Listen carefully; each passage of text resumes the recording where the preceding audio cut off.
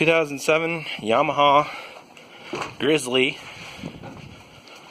350 Ultramatic. I see that. My son's helping. He's sweeping. So, we need to change the oil on this thing, right? So here's your filler plug. Right? There's your filler plug. And you're going to take out 8 bolts. 8 bolts that are holding the floor guard in place, right? So you take that floor guard off, or skid plate would be the proper term. So you take the skid plate off, and then, looking under here, here's like a bolt by himself here, and that's our oil drain plug. And right above it is here's the oil filter. So, we're gonna unscrew the cap up above, and then we're gonna hook onto this guy and do that. So let's try to find out what size it is. It's 10 millimeter socket to get this off.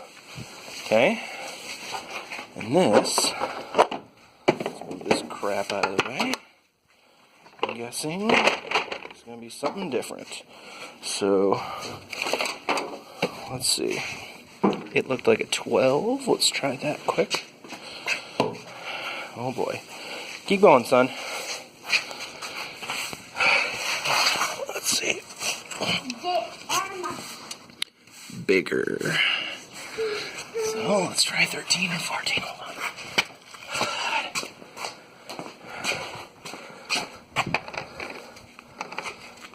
I'll grab both of them this time. And yeah, that's right, son. And it looks like it's on correctly here. It's a little loose. You know, it could be hard to say, but this looks to be a 14 or 14 or around the same size. So will be this. It's still not warm anymore, so I'm gonna fire this back up, warm it up. Then we're gonna open that guy right there, and then we'll get this, and it will drain out all of the oil, and we'll be able to get to the oil filter now a lot easier.